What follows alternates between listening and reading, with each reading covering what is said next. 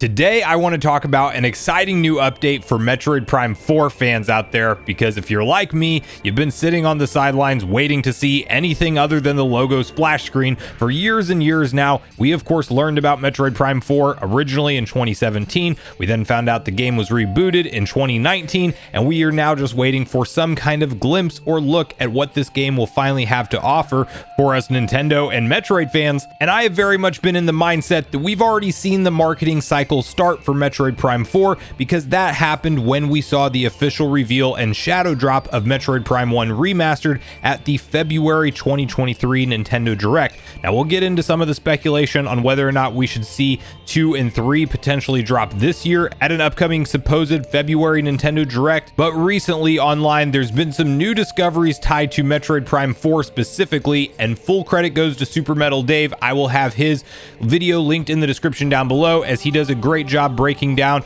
these different discoveries that he's come across. As far as I can tell, he is the source for multiple different data points that does indeed suggest that 2024 is, at the very least, if we're not playing Metroid Prime 4 by the end of this year, at the very least, it looks like we are going to get an in-depth trailer and reveal with these new findings, and we're going to unpack all that. Before we do, make sure you like, subscribe, and turn on your bell notification to join Sunbro Nation if you're new here. And with that, I want to first highlight a LinkedIn profile of a playtester of multiple games, including Call of Duty Vanguard, Call of Duty Modern Warfare 2, and now Metroid Prime 4. And what you will notice under this individual's experience is that he has been a product tester at Retro Studios since March of 2023. Now, what's notable here is that Metroid Prime 4 is already the longest project compared to Call of Duty Vanguard and Modern Warfare 2, each lasting about 6 to 9 months in total, and he is now at the 10+ month mark on Metroid Prime 4, making it by far the longest project, and we don't know exactly when it will end clearly. Also notably, this individual's work does last all the way up until close to the launch window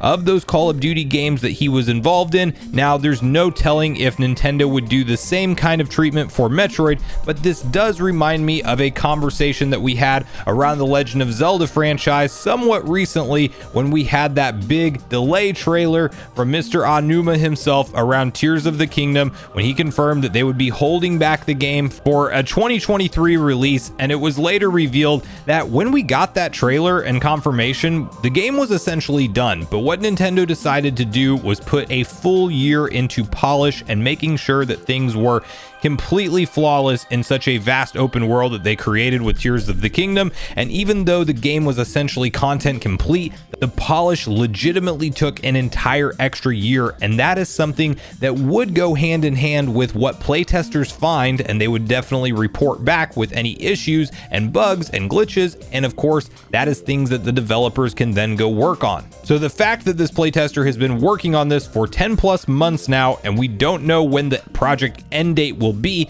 could indeed signify that Nintendo is giving this the same 1 year plus of polished treatment, and that the game may indeed be content complete, as some rumors online have suggested. We know Nintendo has a history of just sitting on finished games and really just giving them, in their minds, what is the best window to launch a game for its overall success and their overall marketing strategy. As I mentioned earlier in the video, I personally believe that the marketing started for this game when we finally got the confirmation that Prime 1 Remastered was shadow dropping, because I didn't think Nintendo would want to put out Prime 1 Remastered, let it sit there potentially for 2 years plus, and then everybody kind of forgets about the Metroid Prime hype, and then they talk about Prime 4. They're going to strategically release the Prime games as marketing buildup for Prime 4, and that's where I do think that we are closer than ever to an announcement for Prime 2 and 3 Remastered, likely in a bundle pack, because 1, these games were not near as successful as Metroid Prime 1 from a sales perspective, and 2, there are outstanding rumors from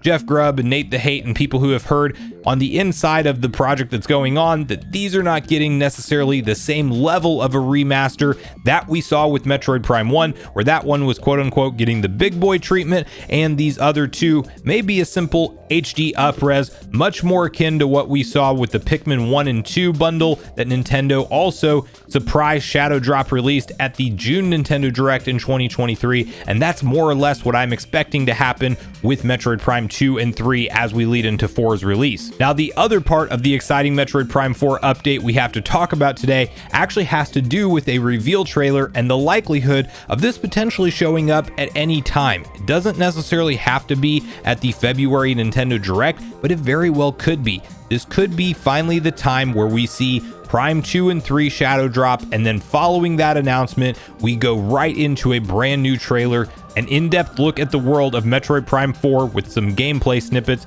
and that could realistically happen as soon as next month. It could be saved for the summer event, but I almost feel like Nintendo could be ready to show this game sooner rather than later, and they may tack it on as that big final punch or final thing to be revealed after we get a shadow drop announcement of 2 and 3 remastered coming to the Switch. And the reason this seems more likely than ever is due to a partnership that has been spotted between Retro Studios and Next Gen Dreams 3D. Now, this company specifically aids other studios in putting together debut trailers for games, and they have clients like Crytek, Ubisoft, Arcane, Take-Two, amongst many others. And at one point on their website, Retro Studios was listed as one of their clients. However, interestingly enough, after Super Metal Dave's video went live and it's now gaining traction, that Retro Studios logo has actually since been removed, but you can still find it on the web archive version of the website, and also the studio lead still has it up on his profile showing the Retro Studios partnership, almost making you wonder if Nintendo stepped in and requested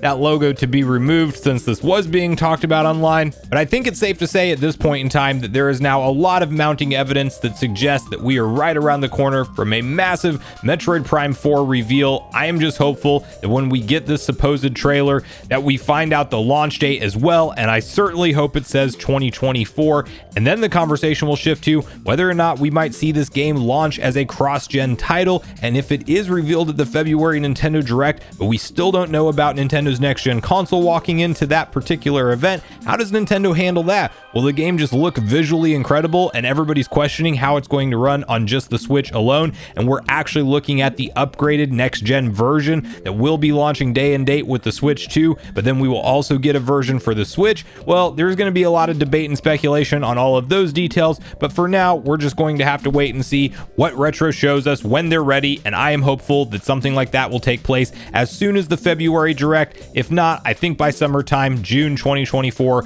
we should at least get a glimpse at what Retro is doing with Metroid Prime 4, but that's where I really want to hear from you guys at this point in the video, your personal thoughts and opinions on these couple new updates that were spotted for Metroid Prime 4, and where your hype levels are for this game as a whole in 2024. Are you just ready to see it at this point like I am? You just want to get a glimpse of the world? You don't even have to play it this year necessarily. Obviously that would be great, but maybe you just want to take a look at the game and see what it actually has to offer and see what they're cooking up, because I know I'm definitely ready for that. And bonus question, do you think that we will indeed see the release of Prime 2 and 3 in some kind of combo pack as a shadow drop announcement? Do you think Nintendo maybe does them individually and they all do get that detailed, more in-depth remaster treatment that Prime 1 got? Or do you think for some reason Nintendo decides to skip Prime 2 and 3 and we're going to get the new Prime 4 trailer, but we won't have 2 and 3 easily playable on Nintendo Switch, which I certainly hope isn't the case, but I would love to hear if that's what you think is going to go down. So regardless of your thoughts and feelings on everything we talked about today,